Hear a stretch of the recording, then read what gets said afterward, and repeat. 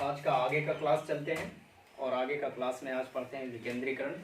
कल का जो वर्क था HW वो आप लोग क्लियर करके रखेंगे और एग्ज़ाम बहुत जल्दी होगी सभी का, 2-3 दिन में एग्ज़ाम लेंगे सभी को बुलाकर। तो आप लोग आज पढ़ेंगे विकेंद्रीकरण।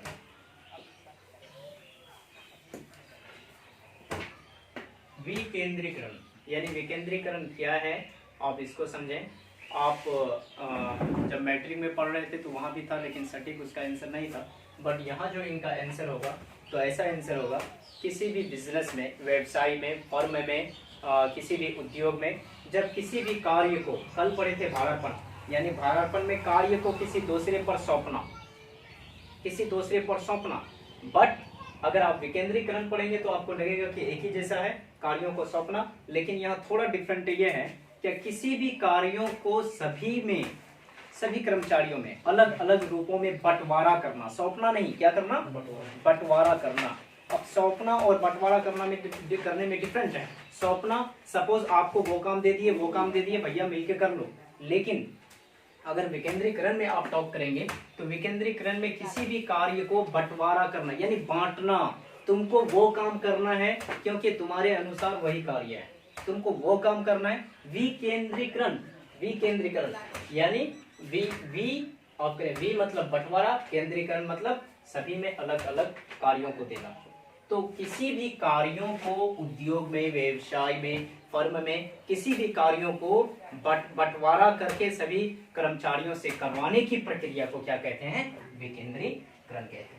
क्या बोले, विकेंद्रीकरण यानी कार्यों को बंटवारा करके करवाना, इसको क्या कहते हैं, विकेंद्रीकरण कहते हैं। उद्योग में, व्यवसाय में, फर्म में, व्यापार में, किसी भी सेक्टर में, किसी भी संस्था में, किसी भी कार्य को अलग अलग रूपों में बंटवारा करना, बंटवारा करके कार्य करवाना, इसको क्या कहते हैं, विकेंद्रीकरण कहते हैं। बट 10th क्लास में ऐसा था क्या, विकेंद्रीकरण यानी राजनीतिक विकेंद्रीकरण क्या है, 10th क्लास में था।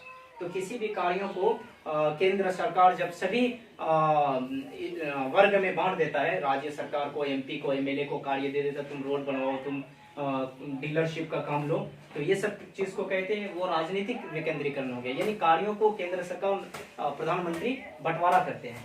बट बिजनेस स्टडीज में जब आप स्टडी करेंगे इस क्वेश्चन का तो आएगा विकेंद्रीकरण यानी किसी भी कार्यों को व्यवसाय में, उद्योग में, फर्म में, व्यापार में बंटवारा करना, इसको क्या कहते हैं, विकेंद्रीकरण। किसी भी कार्य बंटवारा करके पूरा करवाना क्या कहते हैं, क्योंकि विकेंद्रीकरण भी मतलब होता है बंटवारा करना, बंटवारा करके कार्यों को करना, इसको क्या कहते हैं, विकेंद्रीकरण कहते हैं। अब परिभाषा देखें, परिभाषा अगर आप लोग लेंगे तो हेनरी फ्यूल को लें।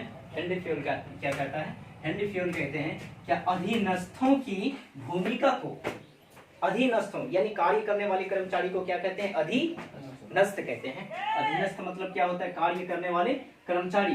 तो अधीनस्थों की भूमिका को बढ़ाने के लिए जो भी कार्य किया जाए वे किसके अंतर्गत आते हैं, विकेंद्रीकरण। यानी कर्मचारियों की भूमिका को बढ़ाने के लिए, उसका हौसला को बढ़ाने के लिए, उसका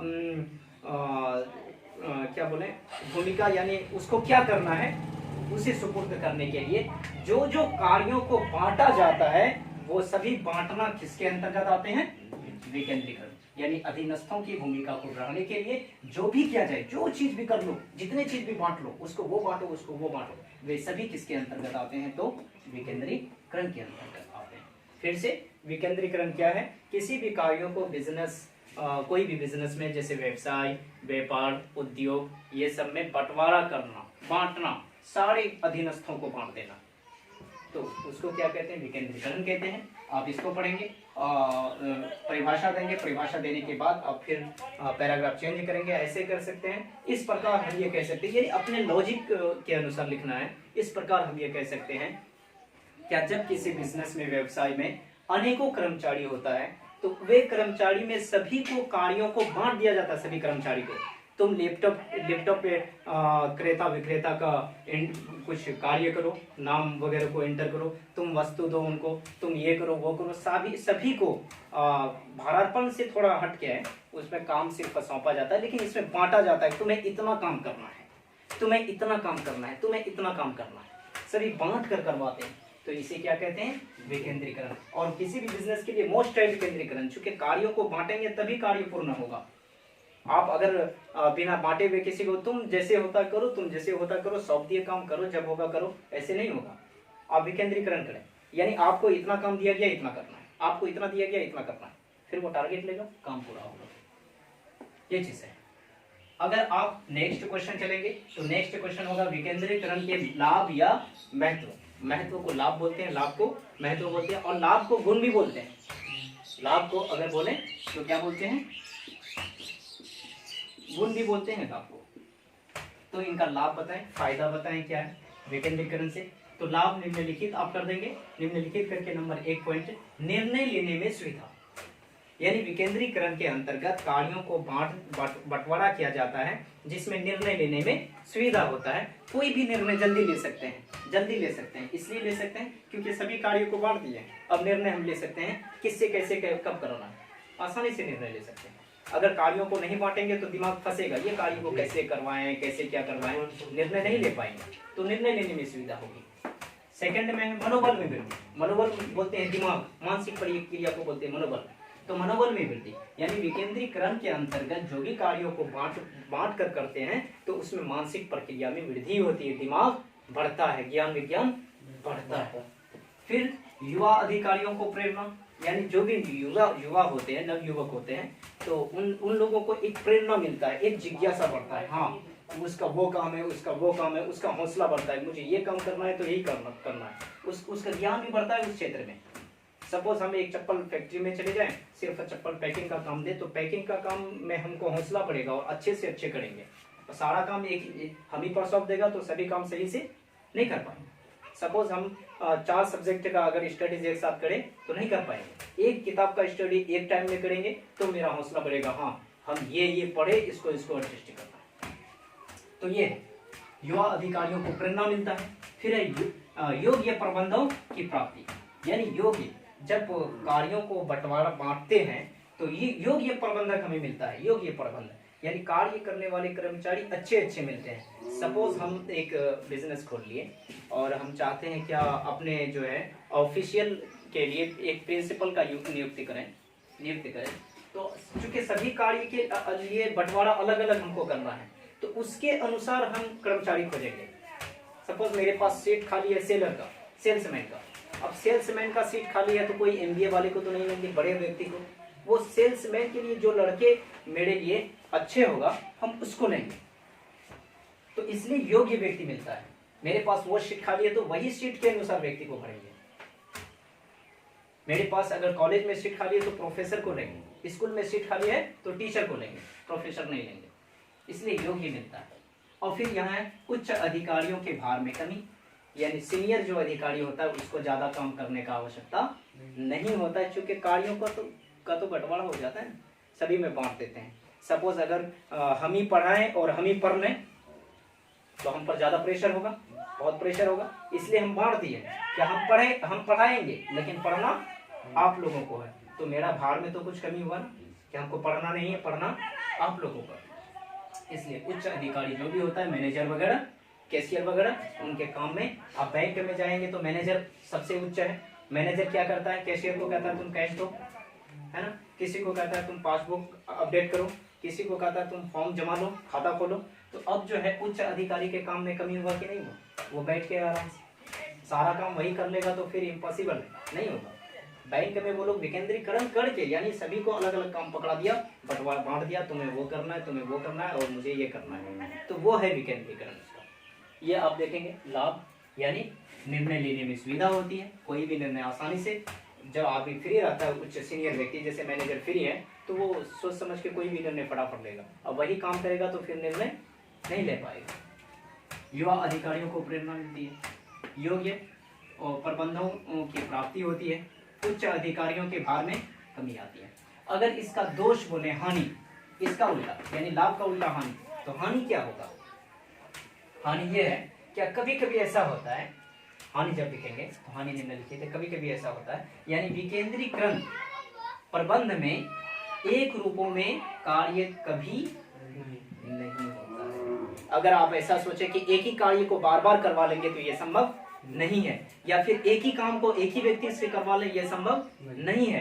कभी कोई काम हो सकता है, कभी कोई काम हो सकता है। परिस्थिति के अनुसार हम कार्यों को बंटवारा करेंगे, इसलिए एक रूपों में कार्य हमेशा नहीं होता है।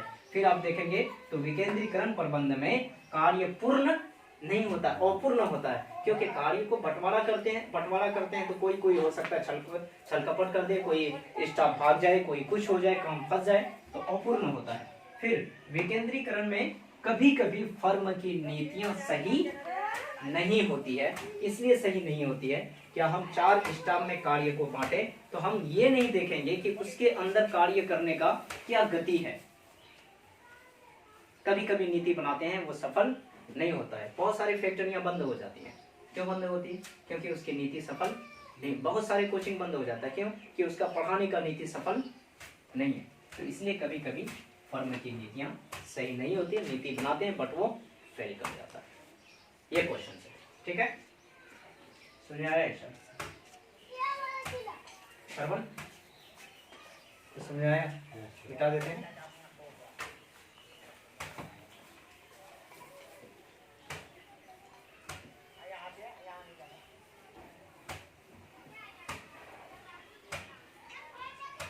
अगर आप सही से विकेंद्रीकरण को यूज करें, सभी में बंटवारा करें, कि वो इंटर वाले व्यक्ति है, इंटर के अनुसार उसको कार्य सौंपे, ग्रेजुएशन वाले ग्रेजुएशन के अनुसार सौंपे, उसको उसे लैपटॉप चलाने आता है तो उसको लैपटॉप के अनुसार कार्य दिया जाए, उसे लैपटॉप नहीं चलाने आता है तो उसको बाजार आदि भेजा जाए, सेल्समैन का काम दिया जाए, सारे काम सफल होगा। अब जिसको लैपटॉप चलाने आता नहीं है उसी को बैठा दिए लैपटॉप के लिए, 12 घंटा में 12 नहीं कर पाएगा, बोलेगा नहीं सर हाथ में ही दर्द, हम क्या करें। अब नेक्स्ट क्वेश्चन चलते हैं।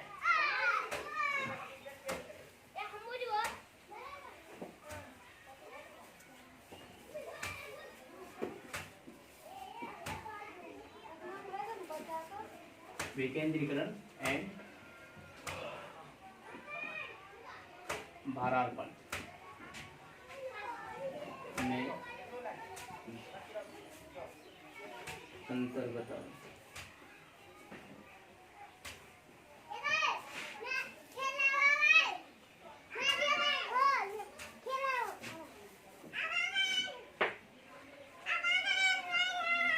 निम्नलिखित कर देंगे।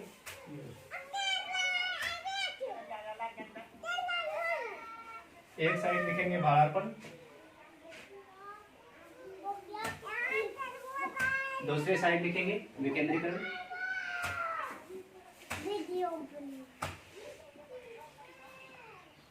नंबर 1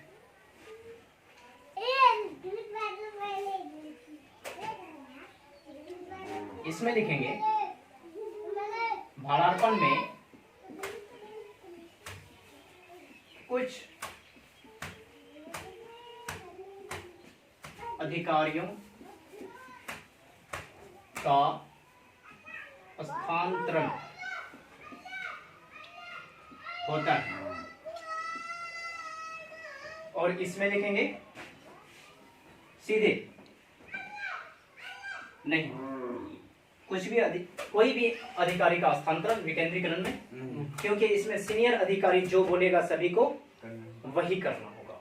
और इसमें कुछ अधिकारियों का बात चलता है, सर मुझे ये काम नहीं वो काम दे दे, वो काम नहीं वो काम दे दे, चलेगा, लेकिन विकेंद्रीकरण में ऐसा नहीं होता है। आप भारार्पण में देखेंगे तो सभी अधिकारी अपने अपने बात को रख सकते हैं, लेकिन विकेंद्रीकरण में जो सीनियर बोलेगा वही होगा। नंबर 2 भारार्पण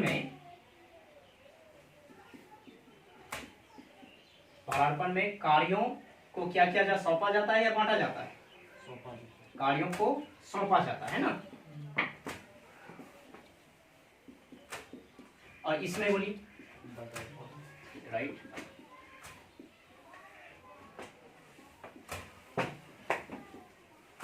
इसमें क्या किया जाता है? कार्यों को बांटा जाता है। अच्छा, भारार्पण में फिर तीसरा करेंगे, भारार्पण में प्रबंध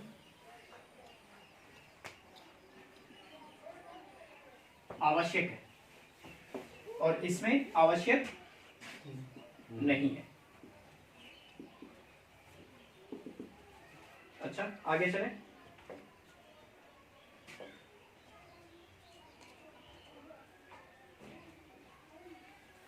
भारापन में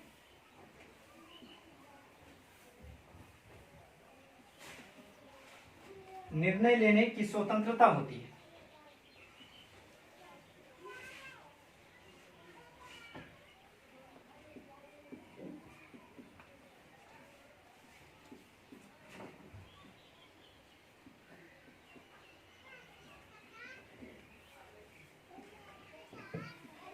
इसमें क्या इसमें स्वतंत्रता होगा? नहीं होगा। क्यों?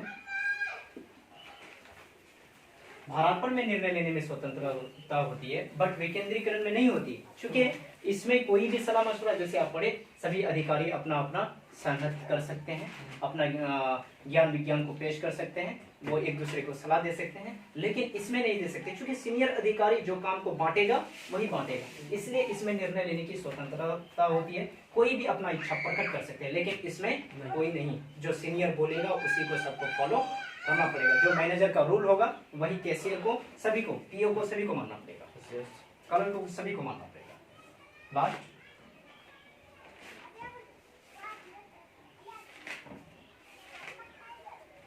भारापन में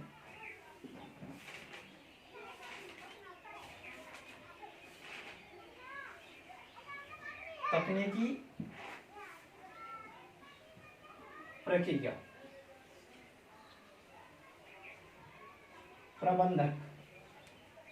प्रबंधकों के लिए होती है।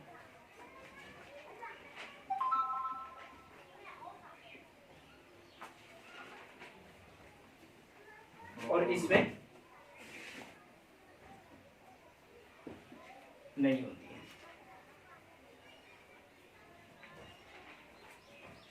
अब फिर से देखें, विकेंद्रीकरण और भारापन में अंतर। भारापन होता है कार्यों को सौंपना, लेकिन विकेंद्रीकरण में होता है बंटवारा करना। इसलिए यहाँ पर देखें, भारापन में कुछ अधिकारी ऐसे होते हैं जो अच्छे अच्छे ज्ञान विज्ञान के होते हैं, वो एक दूसरे को सलाह मशवरा देते हैं, यानी वो एक दूसरे का काम में स्थानांतरण कर सकते हैं, यानी हम उसका किए वो उसका किए। लेकिन विकेंद्रीकरण में ऐसा नहीं है, जिसको जो काम बांटे उसी को करना पड़ेगा। फिर भारापन में कार्यों को सौंपा जाता है, हम आपको ये काम सौंपे आपको वो, लेकिन यहाँ सौंपा नहीं, यहाँ उसके योग्यता के अनुसार वो किस चीज के लायक है उसके अनुसार बांटा जाता है। जैसे अभी कोरोना वायरस को लेकर प्रधानमंत्री कार्यों को बांटता है, उस राज्य में कार्य को इस तरह से करना है। अब महाराष्ट्र में ज्यादा बीमारी है तो वहां पर ज्यादा अनुदान दिया जा रहा है, तो कार्यों को बांटा जाता है। फिर है भारापन में प्रबंधन आवश्यक है, प्रबंध होना आवश्यक है, विकेंद्रीकरण में प्रबंध होना आवश्यक नहीं है। भारापन में निर्णय लेने की स्वतंत्रता होती है, क्योंकि कोई भी किसी को सलाह मशवरा दे सकता है, कुछ बोल सकता है, लेकिन इसमें बोलने की इजाजत नहीं होती है, क्योंकि यहाँ जो सीनियर है वही जो कुछ बोलेगा। अब जूनियर है तो जितना भी ज्ञान है, लेकिन आप बैठ के सीनियर डुबाए या फिर वो प्रॉफिट के होने के लिए। फिर भारापन में तकनीकी प्रक्रिया प्रबंधकों के लिए होती है, प्रबंधकों के लिए तकनीकी प्रक्रिया यानी उच्च अधिकारी के लिए होती है, प्रबंधक जो होता है मैनेजमेंट, लेकिन इसमें तकनीकी किसी के लिए आवश्यक नहीं है, प्रबंधक के लिए आवश्यक नहीं। आज का क्लास यहीं तक रहने दें, फिर नेक्स्ट क्लास कल होगी। सभी कोई क्लियर करिए क्लास को कोई भी नहीं छोड़िए, चूंकि एग्जाम बार बार बता चुके हैं, राइट टाइम में ही होगी। सभी कोई अच्छे से क्लास कीजिए और एग्जाम भी लेंगे 2-3 दिन में, ठीक है। नेक्स्ट क्लास कल से होगी।